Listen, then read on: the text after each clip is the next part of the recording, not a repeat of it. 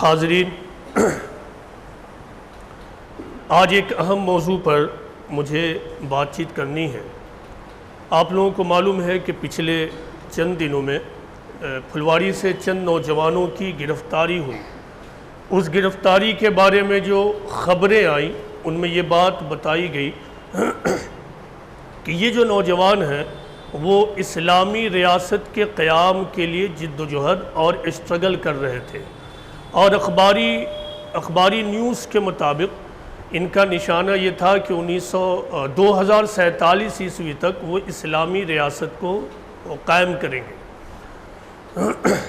میرے ایک senior friend اسی نیوز کے حوالے سے مسکراتے ہوئے مجھ سے ملتے ہیں اور مزاح کے انداز میں مجھ سے یہ کہتے ہیں کہ کیا آپ کا بھی مقصد اسلامی ریاست کو قائم کرنا ہے؟ تو ایک لمحے کے لیے مجھے غصہ آیا، لیکن پھر میں نے ان کو مسکراتے ہی ہوئے میں نے کہا کہ پھر آپ کو یہ نہیں معلوم کہ ہمارا مشن اور ہمارا مقصد کیا ہے۔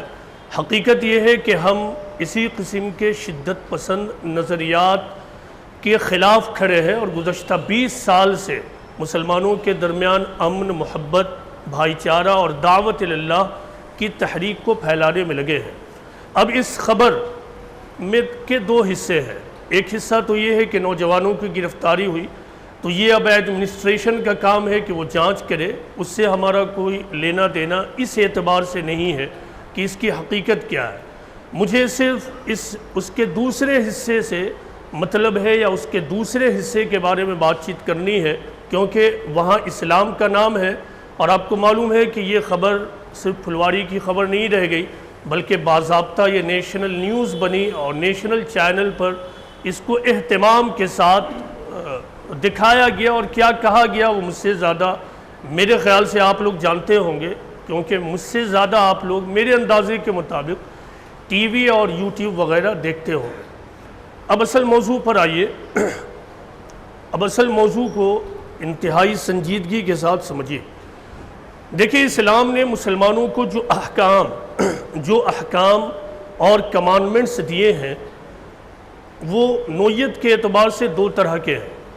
ان احکام میں سے کچھ احکام اور کمانڈمنٹس تو وہ ہیں جو ایبسلیوٹ فارم میں مطلق طور پر مسلمانوں سے مطلوب ہے کہ مسلمان اس پر عمل کریں، ہر حال میں اس پر ان کو عمل کرنا ہے۔ اگر مسلمان اس پر عمل نہیں کرتے ہیں تو پھر وہ مسلمان نہیں ہیں، اللہ کے نزدیک وہ سچا مسلمان کے خانے میں نہیں جائیں گے۔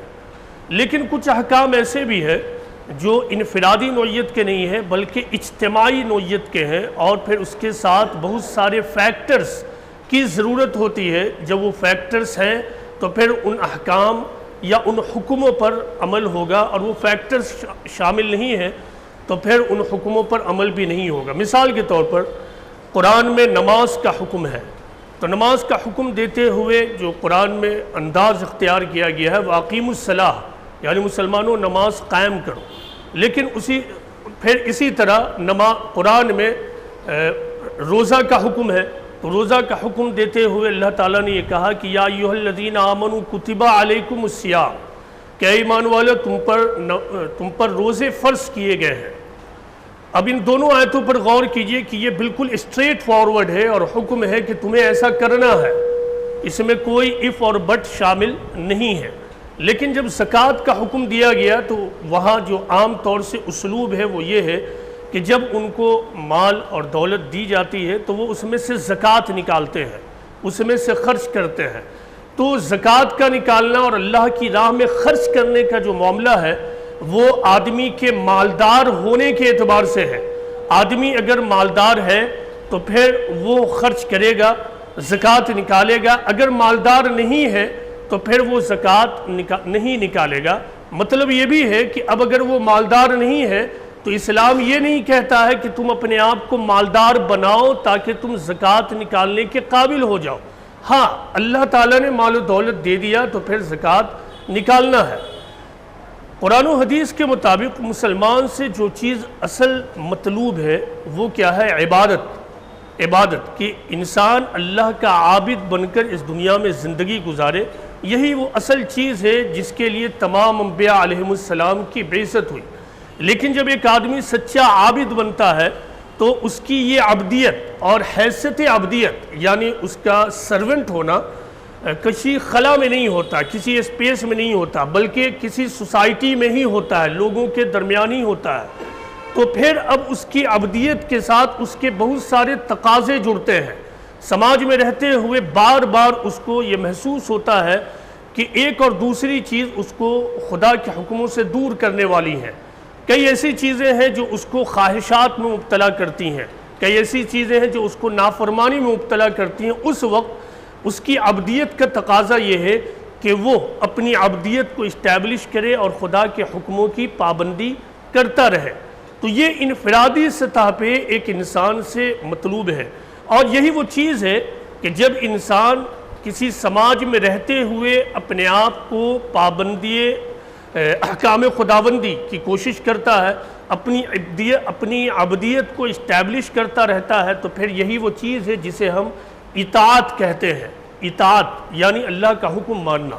اب اس اطاعت کے دو کیٹیگری ہیں، ایک انفرادی اطاعت یعنی انڈیویجول لیول پر ویکتیگت روپ میں فرما برداری کرنا، اور دوسرا ہے اجتماعی اطاعت یعنی سماجی روپ سے کسی حکم کو بجا لانے کی کوشش کرنا۔ مثال کے طور پر نماز پڑھنا، شکر خداوندی کی کیفیات کو ڈیولپ کرنا، اسی طرح روزہ رکھنا ہر مسلمان سے انفرادی سطح پہ مطلوب ہے۔ اسی طرح شراب چھوڑنا اور اس طرح کی برائیوں کو چھوڑنا یہ انفرادی سطح پہ مطلوب ہے۔ ہر انسان کو ہر حال میں ان اعمال پر عمل کرنے کی کوشش کرتے رہنا۔ لیکن قرآن میں حکم یہ بھی ہے کہ چور کی سزا یہ ہے کہ اس کے ہاتھ کو کاٹ ڈالو، اسی طرح زانی کی سزا ہے کہ اس کو سنسار کرتے ہوئے اسے قتل کر دیا جائے گا، آج کی زبان میں اگر کہیں تو کیپٹل پنشمنٹ۔ لیکن ان احکام پر اسی وقت عمل ہو سکتا ہے جب آدمی کے پاس اقتدار ہو، پاور ہو اور حکومت ہو، یعنی جس سماج کے پاس اقتدار ہو اور پاور ہو وہی ان اجتماعی احکام پر عمل درآمد کر سکتے ہیں۔ جس سماج کے پاس ایسا نہیں وہ ایسا نہیں کر سکتے ہیں۔ اسلام میں جو سیاست اور حکومت اور اقتدار کا معاملہ ہے یہ کوئی مومنین کا مقصود اور مطلوب نہیں ہے۔ قرآن میں یہ بتایا گیا ہے کہ ان یمسسکم قرح فقد مس القوم قرح مثلہ وتلک الایام نداولها بین الناس۔ یہ غزوہ احد کے بعد اللہ تعالیٰ نے پہلے مرحلے میں اصحاب رسول کو خطاب کرتے ہوئے یہ کہا کہ جس طرح اگر تم کو نقصان پہنچے ہیں تو پھر دشمنوں کو بھی نقصان پہنچے، تم کو اگر نقصان پہنچے تو پھر دشمنوں کو بھی نقصان پہنچے۔ اور آگے بہت بڑی بات اللہ تعالیٰ نے بتائی ہے اور سمجھانے کی کوشش کی، وہ یہ کہ وَتِلْكَ الْأَيَّامُ نُدَاوِلُهَا بَيْنَ النَّاسِ، کہ ہم ان ایام کو لوگوں کے اوپر بدلتے رہتے ہیں۔ یہاں ایام سے مراد مفسرین قرآن بتاتے ہیں کہ فتح اور شکست، رول کرنے کی حیثیت، با اقتدار ہونے کی حیثیت اور بے اقتدار ہونے کی حیثیت۔ تو با اقتدار ہونے کی حیثیت، بے اقتدار ہونے کی حیثیت، پاورفل ہونے کی حیثیت، پاورلیس ہونے کی حیثیت، حاکم ہونے کی حیثیت، حاکم نہ ہونے کی حیثیت، فتح کی حیثیت اور شکست کی حیثیت، ان چیزوں کو اللہ تعالیٰ قوموں کے درمیان بدلتا رہتا ہے۔ وہ کبھی ایک کے پاس ہوگا، کبھی دوسرے کے پاس ہوگا۔ بدر میں اہل اسلام کو جیت ہو گئی، فتح ہو گئی، تو غزوہ احد میں مشرکین مکہ کو فتح حاصل ہو گئی۔ تو اس کے ذریعہ اللہ تعالیٰ نے یہ بتانے کی کوشش کی کہ یہ فتح اور شکست کے ایام اور اقتدار اور بے اقتداری کے دن اللہ تعالیٰ قوموں کے درمیان بدلتا رہتا ہے۔ یہ اللہ کی مصلحت ہے، اس مصلحت کے تحت وہ ان کو بدلتا رہتا ہے۔ یہی وجہ ہے کہ جب حکومت اور اقتدار کے بارے میں قرآن میں آیت آئی تو باضابطہ حکم کے اعتبار سے نہیں آئی۔ مثال کے طور پر قرآن میں ایک آیت ہے کہ الذین ان مکناہم فی الارض اقاموا الصلاۃ وآتوا الزکاۃ وامروا بالمعروف ونہوا عن المنکر۔ یہ وہ لوگ ہیں کہ جنہیں اگر ہم اقتدار دے دیں، یہ وہ لوگ ہیں کہ جنہیں ہم اگر اقتدار دے دیں تو پھر وہ نماز قائم کریں گے، زکوٰۃ ادا کریں گے، لوگوں کو معروف کی طرف بلائیں گے اور منکر سے روکیں گے۔ تو یہاں اللہ تعالیٰ نے اگر کو لگا کر یہ کہا کہ اگر اقتدار مل جائے تو پھر جن کو اقتدار مل جائے تو ٹرو بلیور وہ ہے کہ ٹرو بلیور ہمیشہ سماج میں عبادت کو، للہیت کو قائم کرنے کی کوشش کرے گا، اس کی فضا بنانے کی کوشش کرے گا، زکوٰۃ دینے کا ماحول قائم کرے گا، انفاق فی سبیل اللہ کا ماحول قائم کرے گا، اور پھر سماج میں لوگوں کو معروف کی طرف بلائے گا اور منکر سے روکے گا۔ معروف میں تمام بھلائیاں شامل ہیں اور منکر میں تمام برائیاں شامل ہیں۔ تو یہ قرآن میں اللہ تعالیٰ نے بتایا۔ تو اب سوال یہ ہے کہ قرآن میں جو اجتماعی احکام ہیں تو ان کو نافذ کرنے کے لیے کیا ضروری ہے کہ ہم سیاست کو اسٹیبلش کریں، سیاست اور حکومت کو قائم کرنے کی کوشش شروع کر دیں؟ تو قرآن و حدیث میں ایسا کوئی بھی حکم نہیں دیا گیا ہے۔ اس کے برعکس قرآن و حدیث میں یہ بتایا گیا ہے کہ یہ جو اقتدار، حکومت، پاور اور رول کرنے کا معاملہ ہے، یہ اللہ کا عطیہ ہے، یہ اللہ کا گفٹ ہے جو کبھی ایک قوم کو وہ دے گا اور کبھی دوسری قوم کو دے گا۔ قرآن میں مثال کے طور پر ایک آیت اس طرح ہے کہ قُلِ اللَّهُمَّ مَالِكَ الْمُلْكِ تُؤْتِي الْمُلْكَ مَن تَشَاءُ وَتَنزِعُ الْمُلْكَ مِمَّن تَشَاءُ وَتُعِزُّ مَن تَشَاءُ وَتُذِلُّ مَن تَشَاءُ بِيَدِكَ الْخَيْرُ إِنَّكَ عَلَى كُلِّ شَيْءٍ قَدِيرٌ۔ اس کا سادہ ترجمہ یہ ہے کہ کہو کہ اے اللہ، ملک کا مالک، سلطنت کا مالک، اقتدار کا مالک، تو جس کو چاہتا ہے ملک، سلطنت، اقتدار دیتا ہے، اور تو جس سے چاہے ملک، اقتدار اور سلطنت چھین لے۔ تو جس کو چاہتا ہے عزت دیتا ہے اور تو جس کو چاہتا ہے ذلت دیتا ہے، اور تمام خیر تیرے پاس ہے اور تو ہر چیز پر قادر ہے۔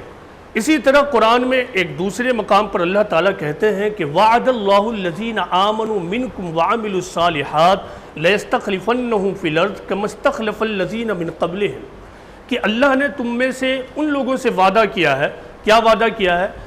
کہ اگر وہ ایمان لائیں اور پھر وہ عمل صالح کریں تو پھر اللہ ان کو زمین پر اقتدار دے گا جس طرح ان سے پہلے لوگوں کو اقتدار دیا تھا۔ اب ان دونوں آیتوں پر غور کیجئے کہ اللہ تعالیٰ نے کیا کہا کہ سلطنت، اقتدار، ملک، پاور، اسٹیٹ، ان تمام چیزوں کا مالک صرف اور صرف اللہ ہے۔ اللہ جس کو چاہتا ہے اس کو دیتا ہے اور جس سے چاہتا ہے اس کو چھین لیتا ہے، اللہ اس سے چھین لیتا ہے۔ اللہ تعالیٰ کا وعدہ مومنین سے ہے، سچے بلیور سے ہے کہ اگر وہ ایمان لائیں، اور سچا بلیور وہ جانتا ہے کہ ایمان لانے کا تقاضا کیا ہے، اگر وہ ایمان لائیں اور پھر عمل صالح کریں تو پھر وعدہ ہے کہ اللہ ملک میں اس کو اقتدار دے گا۔ تو اس سے معلوم ہوا کہ زمین پر اقتدار اور پاور کا معاملہ جو ہے، سیاست کا معاملہ، یہ کمپلیٹلی اللہ کے ہاتھ میں ہے، یہ اللہ کی حکمت کے تحت ہے۔ اللہ جس کو چاہے گا وہ دے گا، جس کو چاہے گا اس سے وہ چھین لے گا۔ اصل یہ ہے کہ اقتدار اور حکومت کوئی آسان معاملہ نہیں ہے کہ آپ ایک آدمی کو ایسے ہٹائیں، دوسرے آدمی کو بیٹھال دیں۔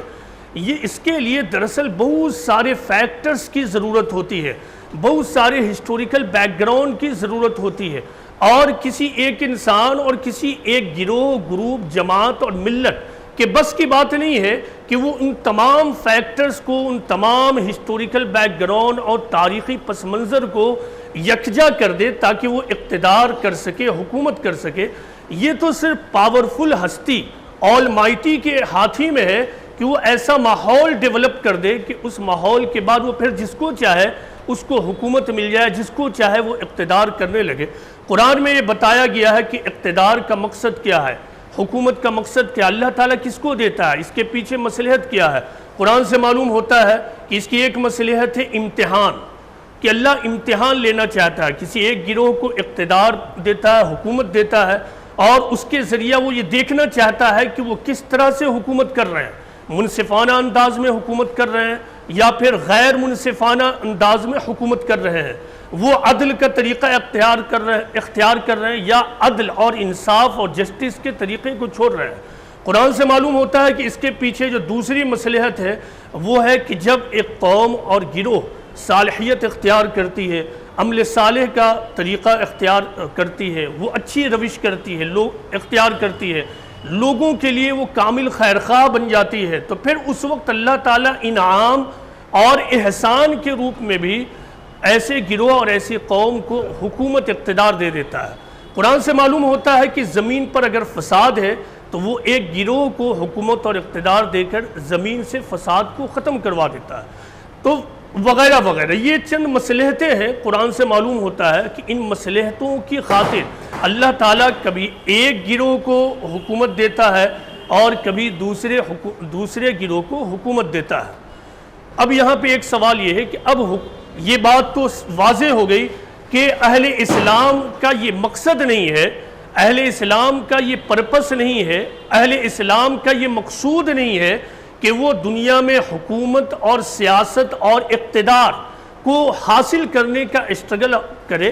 البتہ قرآن میں یہ بتایا گیا ہے کہ جو لوگ خلیفہ بن جائیں، آج کی زبان میں اگر کہیں تو جو لوگ حاکم بن جائیں، رولر بن جائیں، تو پھر وہ کیسے ہوتے ہیں؟ اس سلسلے میں قرآن کی ایک آیت اس طرح ہے کہ یا داود انا جعلناک خلیفۃ فی الارض فاحکم بین الناس بالحق ولا تتبع الہوی فیضلک عن سبیل اللہ ان الذین یضلون عن سبیل اللہ لہم عذاب شدید بما نسوا یوم الحساب، کہ اے داؤد ہم نے تم کو زمین پر خلیفہ بنایا ہے، بس تم لوگوں کے درمیان حق کے ساتھ فیصلہ کرو اور تم اپنی خواہشات میں مبتلا نہ ہو جاؤ، ورنہ وہ تم کو اللہ کے راستہ سے ہٹا دے گی۔ بلا شبہ جو اللہ کے راستہ سے ہٹتے ہیں، بھٹکتے ہیں، تو پھر وہ ان لوگوں کے لیے اللہ کے پاس شدید عذاب ہے۔ کیونکہ وہ یوم حساب کو بھولے رہے۔ اس آیت میں اللہ تعالیٰ یہ بتا رہا ہے کہ کسی علاقے میں اگر مسلمان حکومت کرنے کے لیے کھڑے ہو جائیں، حکومت حاصل کرنے کے لیے نہیں، حکومت کرنے کے لیے کھڑے ہو جائیں، تو پھر مسلم رولر کی پہچان کیا ہے؟ تو اس آیت کے مطابق مسلم رولر کی 3 پہچان ہے۔ نمبر 1 کہ وہ سماج میں عدل اور انصاف اور حق کے ساتھ فیصلہ کرے گا۔ نمبر 2 یہ کہ وہ اپنے خواہشات اور مرضیات میں مبتلا نہیں ہوگا۔ اور نمبر 3 یہ کہ وہ یوم حساب یعنی ڈے آف ججمنٹ کی گرفت کے احساس میں جیے گا۔ وہ اس بات کے احساس میں ہوگا کہ میرا ہر قول اور ہر فعل دراصل اللہ کے فرشتے نوٹ کر رہے ہیں، اور کل قیامت کے دن خدا کی عدالت میں مجھے بھی کٹہرے میں کھڑا ہونا ہوگا۔ تو یہ وہ 3 بنیادیں ہیں اس آیت کے مطابق۔ مختصر یہ کہ جب ایک مسلم حاکم، مسلم رولر کسی علاقے میں حکومت کر رہا ہوتا ہے تو اس وقت وہ اس احساس میں ہوتا ہے کہ خدا نے مجھے یہ ایک ذمہ داری دی ہے، یہ ایک رسپانسبلٹی دی ہے، یہ میرا کوئی اچیومنٹ نہیں ہے، یہ کوئی میری کامیابی نہیں ہے، بلکہ یہ میری ذمہ داری ہے، یہ میری اتردائیتو ہے جو مجھے ادا کرنا ہے۔ اور اس ادا کرنے کا تقاضا یہ ہے کہ میں انصاف اور عدل کی روش اختیار کروں، میں اپنی مرضی نہ چلاؤں، جو انصاف ہے اسی کے مطابق فیصلہ کروں، میں اپنی مرضی اور خواہش کو دیکھ کر دشمن اور دوست کے درمیان فرق نہ کرنے لگوں، بلکہ تمام انسان کو ایک نگاہ سے دیکھوں۔ اور پھر یہ کہ ایسا انسان ہمیشہ آخرت کے احساس گرفت میں جیتا ہے۔ اس کو ایک روایت کے ذریعہ بھی سمجھیے۔ ایک روایت اس طرح ہے کہ حضرت عمر فاروق رضی اللہ عنہ نے ایک مرتبہ چند صحابی سے یہ دریافت کیا، مثلا حضرت طلحہ، حضرت زبیر، حضرت سلمان اور حضرت کعب رضی اللہ عنہم سے، کہ تم یہ بتاؤ کہ بادشاہ اور خلیفہ کے درمیان فرق کیا ہے؟ تو 2 صحابی طلحہ اور زبیر نے کہا کہ ہمیں نہیں معلوم۔ حضرت سلمان نے کہا کہ خلیفہ، بادشاہ کے مقابلے میں خلیفہ وہ ہے جو لوگوں کے درمیان انصاف کرے، جو لوگوں کے درمیان برابری کے ساتھ تقسیم اور ڈسٹریبیوشن کرے، جو لوگوں کو اسی طرح دیکھے، اسی مہربانی کے ساتھ دیکھے جس مہربانی کے ساتھ ایک آدمی اپنے فیملی ممبرز کو دیکھتا ہے، اور وہ خدا کی کتاب کے مطابق فیصلہ کرے۔ اور حضرت کعب رضی اللہ عنہ نے کہا کہ میں یہ نہیں سمجھتا ہوں کہ اس مجلس میں میرے سوا کوئی اور بھی ہے جو بادشاہ اور خلیفہ کے درمیان کے فرق اور ڈیفرنسز کو سمجھتا ہو۔ تو اس روایت سے بھی یہ معلوم ہوا کہ اسلامی خلیفہ اور رولر کسے کہتے ہیں۔ ان باتوں سے، ابھی تک کی ان باتوں سے یہ بات میں نے واضح کرنے کی کوشش کی کہ اسلام نے اپنے ماننے والوں کو جو احکام دیے ہیں اس کی 2 نوعیت ہے۔ ایک تو یہ کہ وہ انفرادی نوعیت کی ہے، اور کچھ احکام وہ ہیں جو اجتماعی نوعیت کی ہے۔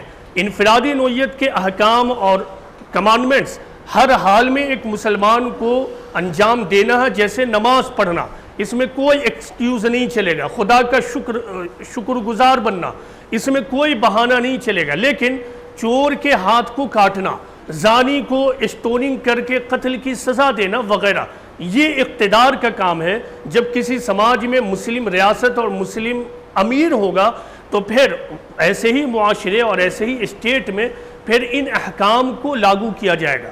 مزید یہ کہ اسلام اپنے ماننے والوں کو یہ نہیں کہتا ہے کہ تم اٹھو اور دنیا میں اسلامی ریاست کو قائم کرو، تم اٹھو اور اسلامی اسٹیٹ کو قائم کرو۔ ہاں، اسلام یہ ضرور بتاتا ہے کہ اگر کسی مسلم گروہ کے ہاتھ میں رول اور پاور آ گیا تو اسے رول کس طرح کرنا ہے، اسے اپنے پاور کو کس طرح ایگزیکیوٹ کرنا ہے، اسے حکومت کس طرح کرنا ہے۔ اس سلسلے میں قرآن کی ایک آخری آیت کی میں تشریح کیے دیتا ہوں۔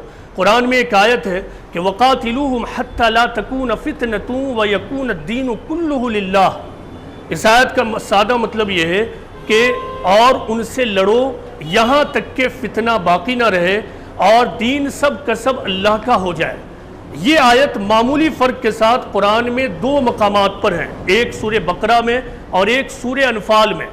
اس آیت کو لے کر جو پولیٹیکل مائنڈ سیٹ کے لوگ ہوئے، جو پولیٹیکل مسلم اسکالرز ہوئے، جن کا پولیٹیکل انٹرسٹ رہا، تو انہوں نے اس آیت کا مطلب یہ نکالا کہ مسلمانوں اٹھو اور تمام اقوام عالم کے ساتھ جنگ کرو اور انہیں اقتدار سے ہٹا کر تمام حکومت کو اللہ کے حوالے کر دو۔ یہ بلا شبہ ایک سیلف اسٹائلڈ تفسیر ہے، سیلف اسٹائلڈ انڈرسٹینڈنگ ہے۔ اس آیت کا ہرگز یہ مطلب نہیں ہے۔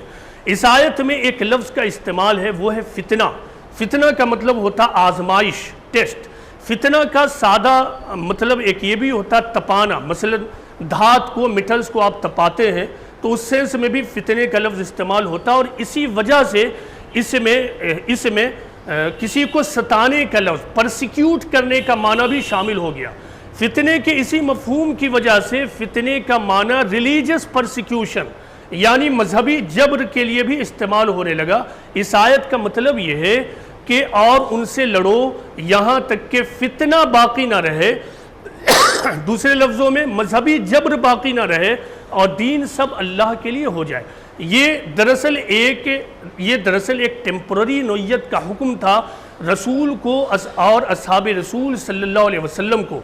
اللہ کے رسول صلی اللہ علیہ وسلم کے زمانے کی تاریخ اور آپ سے پہلے کی تاریخ کا جب آپ مطالعہ کریں گے تو آپ یہ پائیں گے کہ تمام دنیا میں مذہبی جبر قائم تھا، جسے انگریزی میں ہم ریلیجس پرسیکیوشن کہتے ہیں۔ اس کا مطلب یہ ہے کہ ایک آدمی صرف وہی دھرم اور وہی مذہب اختیار کر سکتا ہے جو دھرم اور جو مذہب خود اس علاقے اور اس ریاست کے حاکم اور رولر کا تھا۔ ظاہر ہے یہ جو نظام اور یہ جو سسٹم تھا خدا کی اسکیم کے خلاف تھا۔ خدا یہ چاہتا تھا کہ دنیا میں آزادی کا ماحول ہو، فریڈم کا ماحول ہو، تاکہ اس فریڈم کے ماحول کو استعمال کر کے ایک انسان اپنے اختیار کو استعمال کرے اور پھر یہ فیصلہ کرے کہ وہ حق کو قبول کرے گا یا پھر باطل کو قبول کرے گا، تاکہ کل آخرت میں کسی کے سامنے کسی کے پاس اللہ کے مقابلے میں کوئی حجت اور دلیل باقی نہ رہے کہ خدایا مجھے تو موقع ہی نہیں ملا تھا کہ میں تیری عبادت کرتا، مجھے لوگوں نے ستانا شروع کر دیا تھا کہ میں نماز پڑھوں یا نہ پڑھوں، میں مجبور محض بنا ہوا تھا، میرے پاس ویسی صورتحال نہیں تھی کہ میں ایک خدا اور ایک ایشور کی عبادت کروں وغیرہ وغیرہ۔ تو اسی ایکسکیوز کو ختم کرنے کے لیے اللہ تعالیٰ نے یہ ایک بڑا حکم پیغمبر اسلام محمد صلی اللہ علیہ وسلم اور پھر آپ کے اصحاب رسول کو دیا تھا۔ پیغمبر اسلام اور اصحاب رسول نے اس مہم کو شروع کیا، پہلے دعوت کا پیغام دینا شروع کیا، پھر اس کو اتمام حجت تک پہنچایا۔ اتمام حجت کا مطلب ہوتا ہے کسی میسیج کو آخری درجے میں دلیل کی سطح پر واضح کر دینا، تاکہ پھر سامع کے پاس، سامعین کے پاس، مخاطب کے پاس کوئی عذر ہی باقی نہ رہے کہ ہمیں سمجھ میں نہیں آیا۔ تو اس مقصد کے خاطر تو پھر اتمام حجت تک پہنچائے، اور بالآخر جب لوگوں نے نہیں مانا، وہ ماحول ختم نہیں ہوا، تو اللہ کے رسول صلی اللہ علیہ وسلم اور آپ کے اصحاب نے مل کر ان سے جنگ کیا اور پھر یہاں تک کہ اس ماحول کو ختم کیا۔ عرب کے علاقے میں یہ ماحول پیغمبر اسلام کے زمانے ہی میں ختم ہو گیا، اور پھر اس کے اطراف اور پوری دنیا سے یہ ماحول اصحاب رسول صلی اللہ علیہ وسلم کے زمانے میں پوری طرح ختم ہو گیا، جبکہ اصحاب رسول نے رومن امپائر اور ساسانیڈ امپائر کا خاتمہ کیا۔ یہ خاتمہ اتنا امپورٹنٹ تھا کہ بعد کے زمانے کے ایک مشہور ہسٹورین ہنری پیرین نے یہ کہا ہے کہ عرب فتوحات، جسے میں کہہ رہا ہوں صحابہ نے جو جنگ لڑی، عرب فتوحات قدیم ورلڈ اور جدید ورلڈ یعنی اولڈ ورلڈ اور ماڈرن ورلڈ کے درمیان ایک ایسنشیل بریک ہے، یعنی اگر وہ فتح نہ ہوتی تو پھر قدیم دنیا کا ہی سلسلہ جاری رہتا، قدیم نظریات کا ہی سلسلہ جاری رہتا، قدیم آئیڈیولوجیز ہی کا سلسلہ جاری رہتا۔ یہ دراصل اصحاب رسول تھے جنہوں نے یہ کیا، یعنی کمپینینز آف پروفٹ تھے جنہوں نے دنیا میں آزادی کے ماحول کو لایا، ایک نئے ماحول کو۔ اور اسی بات کو ایکسپلین کرتے ہوئے ہنری پیرین نے کہا کہ اسلام change the face of the globe, the traditional pattern of the system has been thrown, یعنی اسلام نے پورے گلوب کے نقشے کو بدل دیا اور روایتی نظام کو پوری طرح اکھاڑ کر پھینک دیا۔ یہ وہی چیز تھی جس کو قرآن میں فتنہ یعنی ریلیجس پرسیکیوشن کہا، اور یہ اصحاب رسول کے زمانے میں ختم ہو گیا۔ اب اگر آج کا کوئی مسلمان اس آیت کو لے کر کسی علاقے میں جنگ چھیڑتا ہے اور پھر اس کو جہاد کا نام دے تو وہ صرف اور صرف فساد ہوگا۔ ایک روایت میں سناتا چلوں کہ فتنہ زبیر کے زمانے میں جب بنو امیہ اور حضرت زبیر رضی اللہ عنہ کے درمیان ٹکراؤ ہوا تو اس وقت چند لوگ عبداللہ بن عمر رضی اللہ عنہ جو حضرت عمر بن خطاب رضی اللہ عنہ کے صاحبزادے تھے ان کے پاس آتے ہیں اور وہ لوگ کہتے ہیں کہ اے عبداللہ بن عمر یا اے عمر کے صاحبزادے، لوگ آپس میں لڑ رہے ہیں، فتنہ ہے اور آپ آرام سے بیٹھے ہوئے ہیں۔ عبداللہ بن عمر نے کہا کہ ہم نے لڑا اور فتنہ ختم ہو گیا، اور تم یہ چاہتے ہو کہ دوبارہ لڑو اور فتنہ کو دوبارہ اسٹیبلش کر دو۔ تو عبداللہ بن عمر کا یہ اسٹیٹمنٹ ہے۔ اور پھر اس کے بعد آپ دنیا میں آج جو آزادی، democracy, secularism, equality, freedom of expression کی بات سنتے ہیں، اس کی بگننگ دراصل پروفٹ آف اسلام اور کمپینینز آف پروفٹ نے کی تھی، جس کا کلمینیشن 20ویں صدی کے سیکنڈ ہاف میں ہوا ہے۔ اب پوری دنیا میں آزادی ہے۔